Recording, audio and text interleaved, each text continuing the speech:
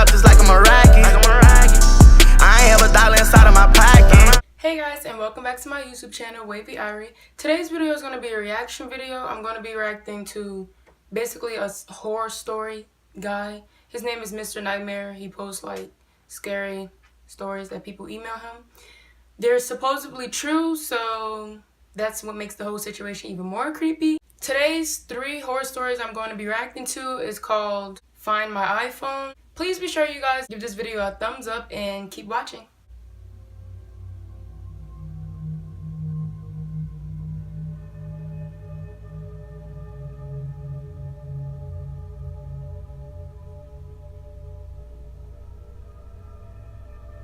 I went to a bar with a couple friends one Saturday night.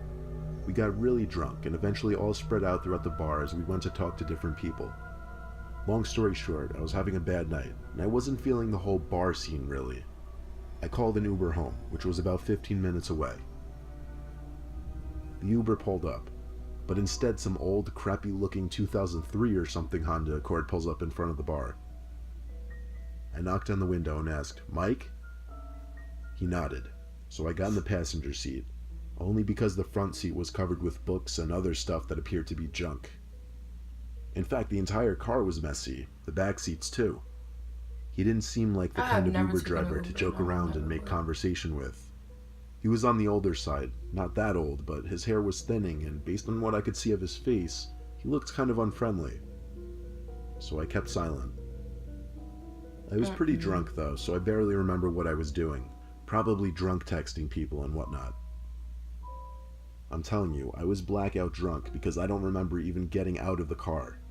That's sad, yo. All I really remember is waking up the next morning and realizing my phone was missing.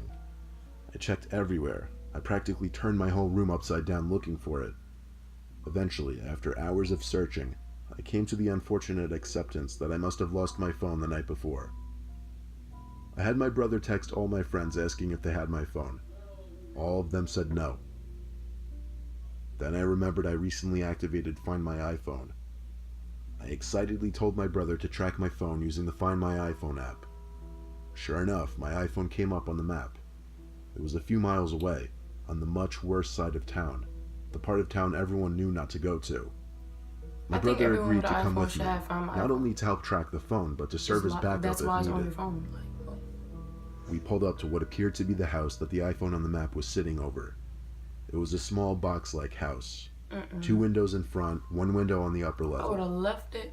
It was either 8 or 9 p.m., still early, so my brother and I went ahead and rang the doorbell. It didn't seem like the bell worked though, so I knocked really hard on the door. We could actually hear footsteps on a creaky wood floor approaching the front door, then silence. There was a peephole in the door, so I had a feeling someone was watching us through it at that very moment.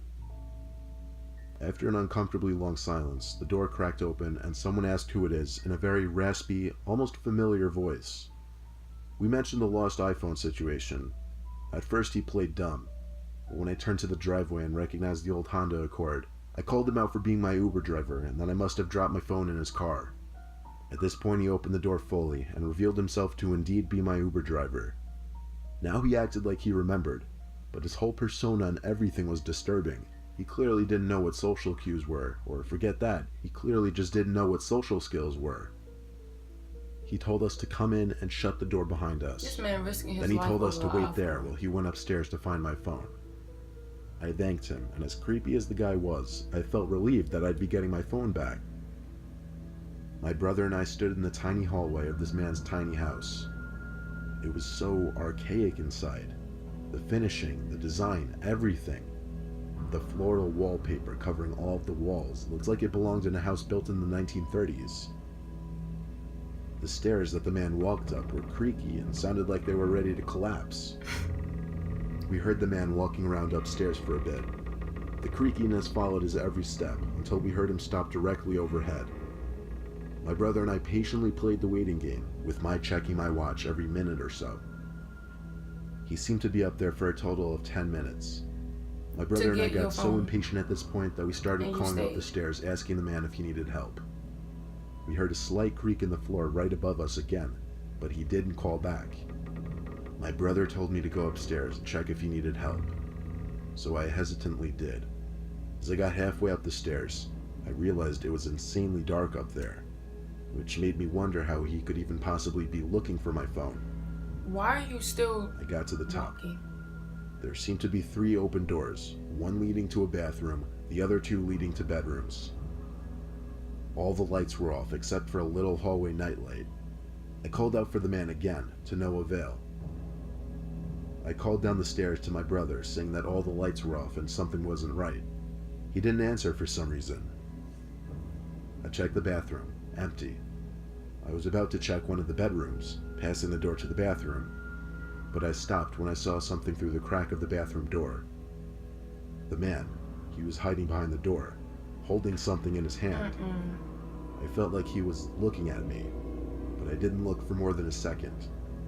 I looked away and pretended I didn't notice. I had to get downstairs ASAP.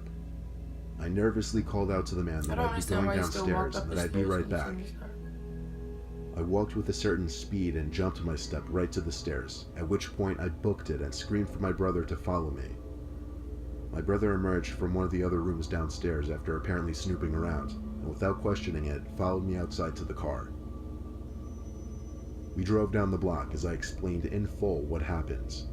The next thing we did was dial 911 for the police.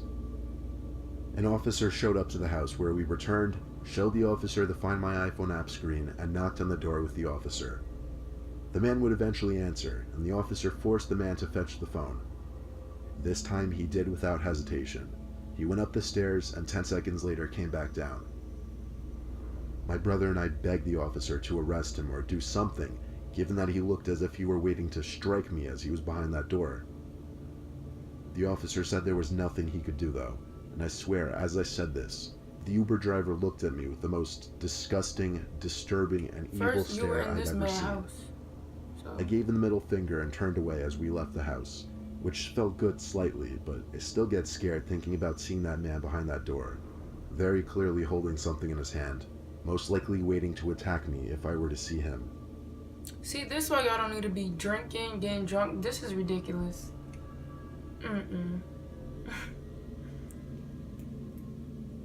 Before I got an iPhone 10, I used to have an iPhone 7. I was perfectly fine with that phone and I never got a scratch on it. I'd probably still have that phone now if I didn't lose it.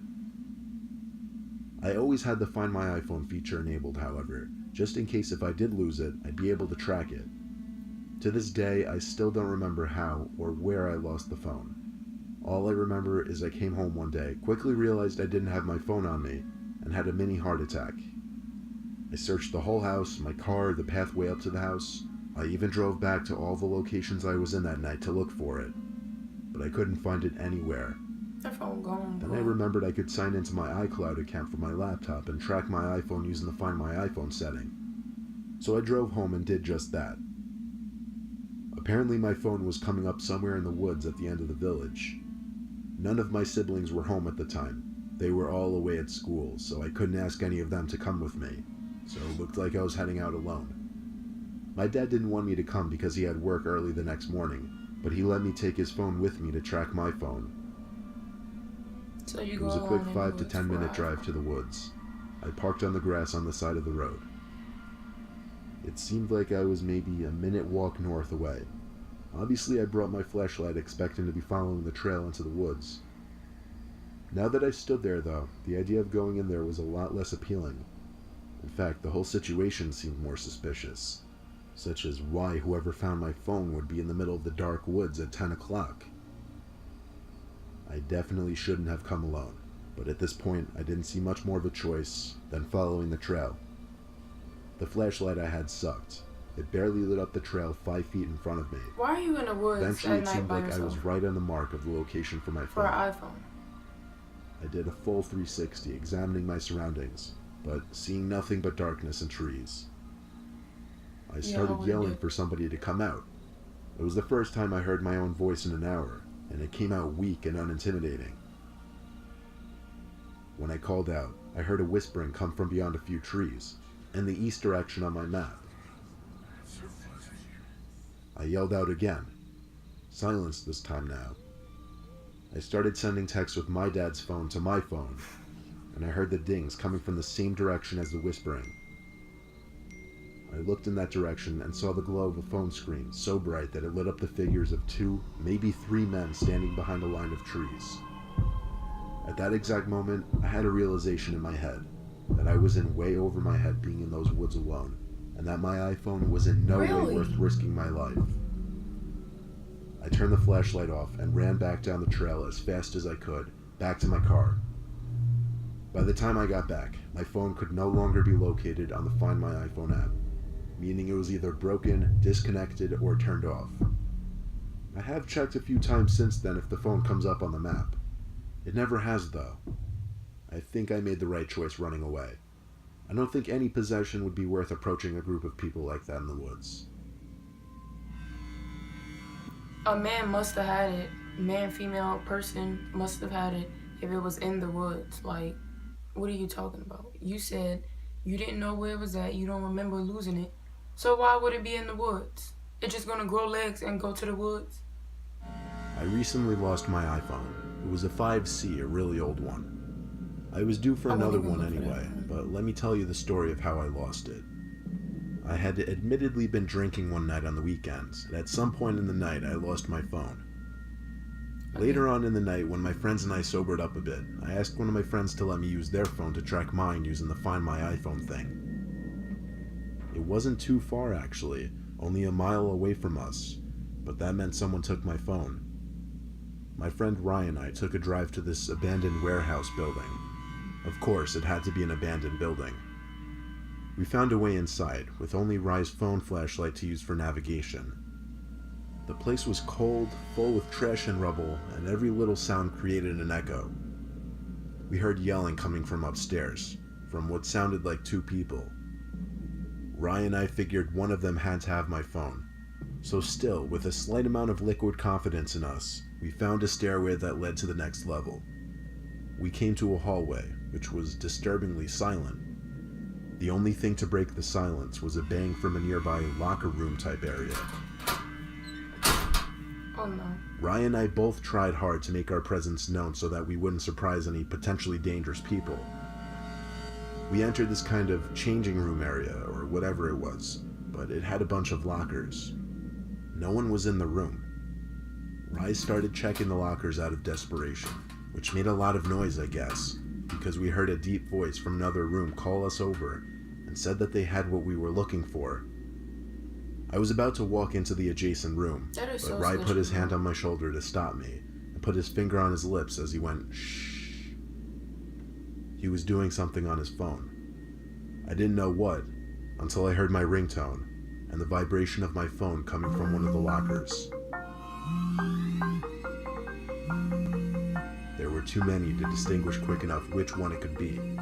I started checking the ones where the sound could have been coming from before Rye pulled me by the arm and told me, let's go. I told him, wait, let me get my phone first, but he kept saying, no, let's go. By the time we got to the car, we had a long discussion about what was going down in there, or what was about to go down.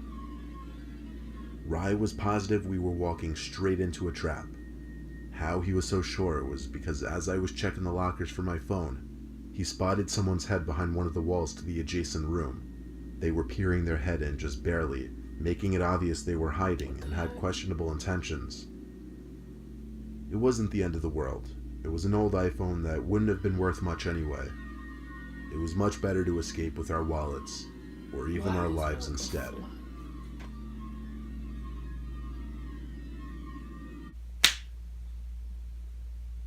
That's it, guys. I really don't know what to say. Most of the time, people lose their phone drinking. Like, why? Just be more careful with your stuff. You bought it. You're putting yourself at risk to lose it. Like, that don't make no sense. I hope you guys enjoyed this video. Let me know if you guys want me to react to more things like I said I would in my introduction video. The link to this video will be down in the description box below. Make sure you guys like, comment, and subscribe. And thank you guys for watching. I'm strapped up and I'm vest up. I'm an astronaut kid. They say pain like meteorite. I got the world